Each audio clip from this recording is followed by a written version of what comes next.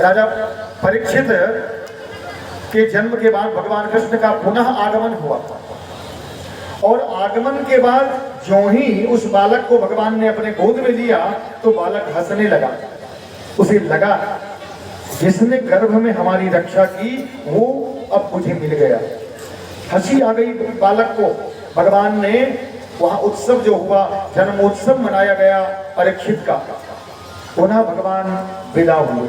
अब की बार भगवान के साथ अर्जुन ने कहा कि मैं भी चलूंगा द्वारका। भगवान चले। कहा कि भगवान अब तक तो आप मेरी रथ को चलाते थे, आज मैं आपकी रथ को चलाऊंगा। भगवान के हाथों में डोरी सौंप देना। अर्जुन ने भगवान के हाथों में वो रथ नहीं सौंपा था, पूरे जीवन की डोर सौंप दी थी। लेकिन एक गलती किया था अर्जुन ने। आप जब श्रीमद् भगवत गीता देखेंगे तो भगवत गीता में भगवान कृष्ण से अर्जुन ने कहा कि हे कृष्ण, मेरे रथ को दोनों सेनाओं के बीच ले चलिए। जब हमने अपने जीवन की डोर भगवान को सौंप दी और फिर हम भगवान से कहें कि भगवान मुझे उधर ले चलिए, उधर ले चलिए, अरे तब तुमने डोर क्यों सौंपी? जैसे ही कहा भगवान से कि भगवान दोनों सेनाओं के बीच मेरे रथ को ले चलिए हे केशव, वहीं जाकर अर्जुन को मोह हुआ। भगवान को जब डोर सौंप दें तो फिर जहां ले चलोगे वहीं मैं चलूंगा। ये होना चाहिए कि भगवान आपको मैंने डोर दे दी, अब जहां ले चलोगे मैं वहीं चलूंगा। वहां जाने के बाद अर्जुन का क्या हश्र हुआ। युद्ध के मैदान में रथ खड़ा किया गया। अर्जुन ने ज्यों ही देखा, अरे लड़ने वाले में हमारे गुरुदेव हैं, भीष्म पितामह हैं, हमारे संबंधी हैं, चाचा हैं, भाई हैं, इनसे युद्ध करना पड़ेगा। अर्जुन को मोह हुआ। अर्जुन की क्या स्थिति हो गई। आज अगर अर्जुन के सामने अपना कोई नहीं होता, सगा संबंधी नहीं होता, तो अर्जुन ये नहीं कहते कि मैं युद्ध नहीं करूंगा। अर्जुन का हश्र क्या हो गया है उन लोगों की तरफ जो हमारे गांव के, हमारे नगर के, हमारे राज्य के, देश के प्रतिनिधि हैं। लेकिन जिस समय अपने लोगों को दंड देने की बारी आती है तो उनकी कलम रुक जाती है। एक जज जीवन भर दूसरों को दंड देता रहा, मृत्युदंड, जीवन आजीवन कारावास, 10 वर्ष की सजा देता रहा।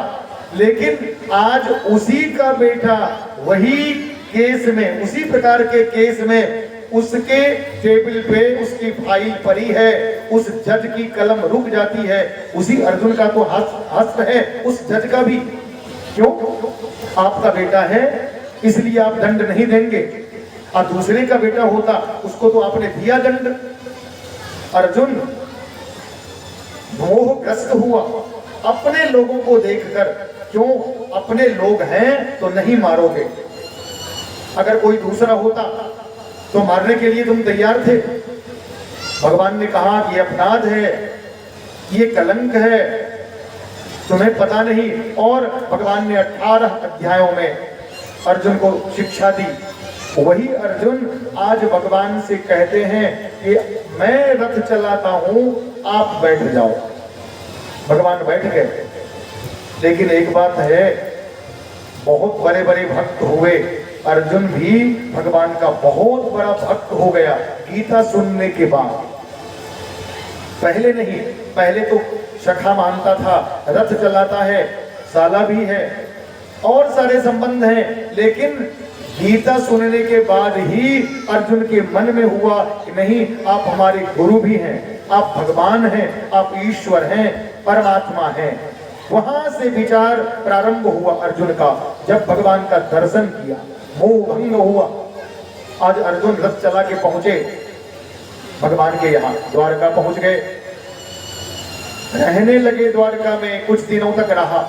एक दिन संयोग की बात देखिए, आज की कथा में हम सिर्फ प्रेम की कथा, जिसने भगवान से प्रेम किया, अब चूंकि 2 ही दिन है, आज और कल, तो हम सिर्फ भगवान से प्रेम के इर्द गिर्द घूमेंगे। किसने भगवान से प्रेम किया? राक्षसों की कथा नहीं, भगवान के इर्द गिर्द प्रेम करके किसने किसने क्या पाया, थोड़ी थोड़ी कथा उनकी। आज भगवान भोजन करने बैठे द्वारका में, रुक्मिणी सामने हैं। कहा भगवान भोजन कीजिए, प्रसाद ग्रहण कीजिए। तो भगवान ने कहा कि भाई अर्जुन नहीं आया है, अर्जुन को बुला लो, वो जब आ जाए, क्योंकि अतिथि है घर में, उनके बिना मैं भोजन कैसे करूं।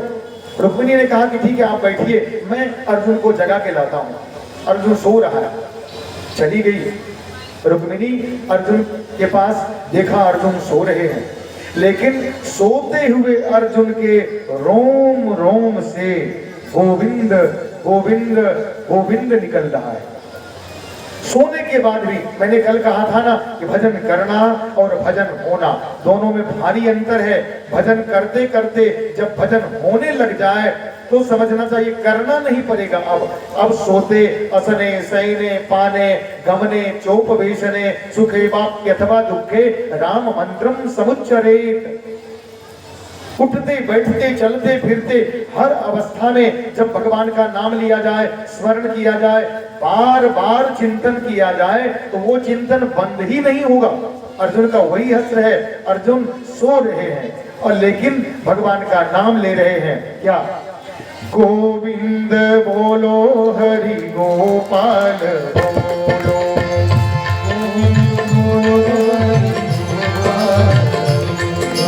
गोविंद बोलो हरि गोपाल बोलो,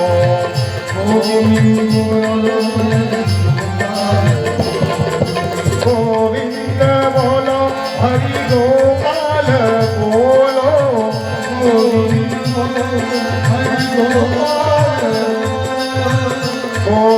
बोलो हरि गोपाल बोलो,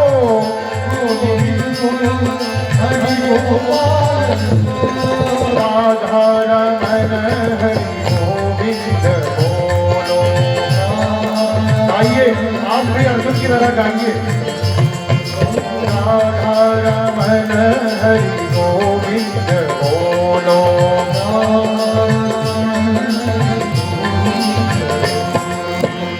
उनके रोम रोम से निकल रहा है गोविंद गोविंद राधा रमन गोविंद। रुक्मिणी पहुंची, देखा, देखते ही रुक्मिणी ने सोचा क्या रे, अर्जुन के रोम रोम से भगवान का गोविंद का नाम निकल रहा है। रुक्मिणी भी बगल में खड़ी होकर ताली बजाने लगी। अब जगाना भूल गई, अब तो रुक्मिणी भी ताली बजा रही है और नाम जप वही हो रहा है। गोविंद बोलो हरि गोपाल बोलो,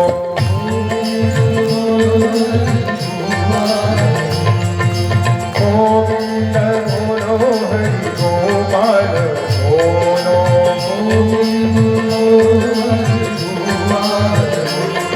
देखिए रुक्मिणी तो ताली बजा रही है, तब तक में नारद जी आ गए। नारद जी ने भगवान को देखा कि आगे थाली पड़ी है, कहा भगवान प्रसाद शीतल हो जाएगा, ग्रहण कीजिए। भगवान ने कहा कि नारद, अरे अर्जुन सो रहा है, रुक्मिणी जगाने गई है और उसके आने तक मैं रुका हूँ, अर्जुन आ जाए तो मैं भी भोजन करूं। नारद जी ने कहा कि रुकिए, अब मैं अर्जुन को जगाता हूँ। तो नारद जी भी चले गए अंदर और अब देखा अर्जुन के रोम रोम से भगवान का गोविंद का नाम निकल रहा है और बगल में रुक्मिणी ताली बजा रही है। नारद जी भी भाव विभोर हो गए और नारद जी बीना बजाने लगे। गोविंद बोलो हरि गोपाल बोलो,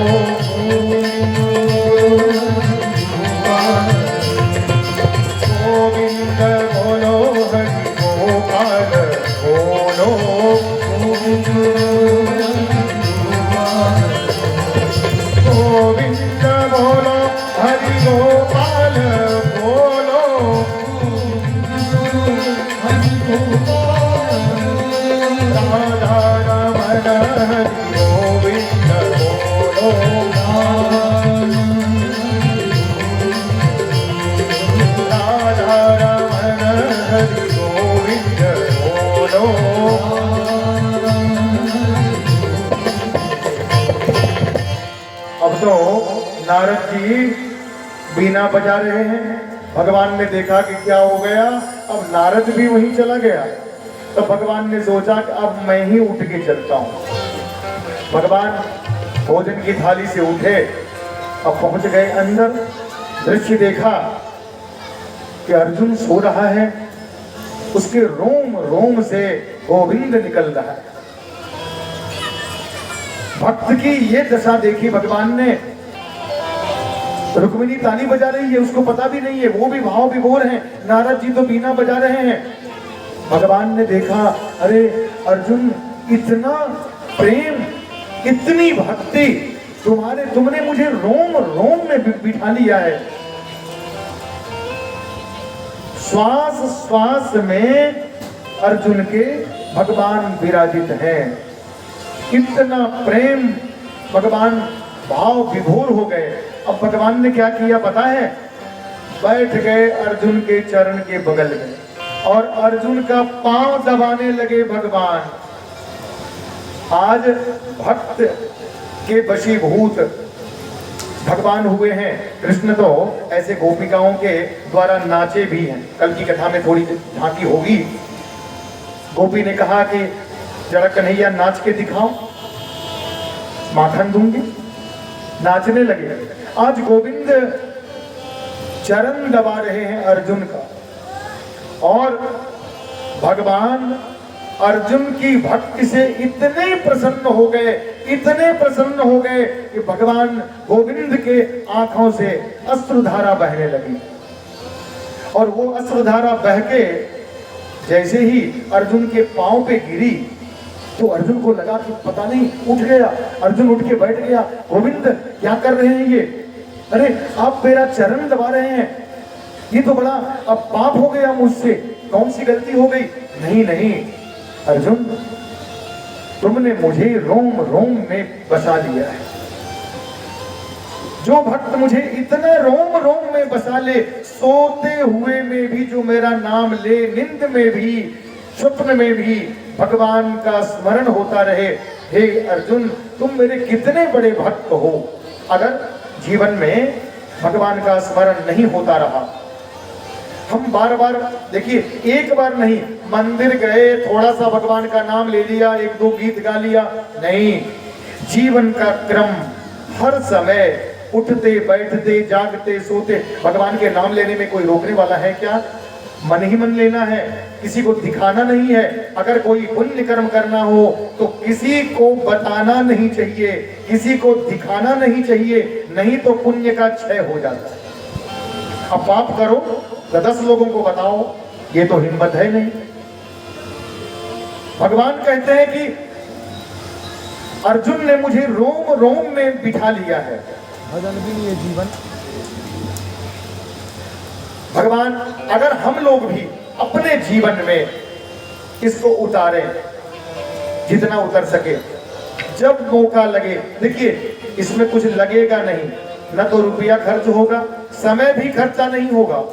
आप जहां हैं, जिस हाल में हैं, जिस स्थिति में हैं, आप भजन कीजिए। अगर नहीं किए तो पशु और मनुष्य में आप में क्या अंतर रहा? पशु भी खाता पीता है, पैखाना जाता है, वो सब भी जितना है वो कर रहा है, आपने भी वही किया, तो ये जीवन पशु के समान ही हो गया।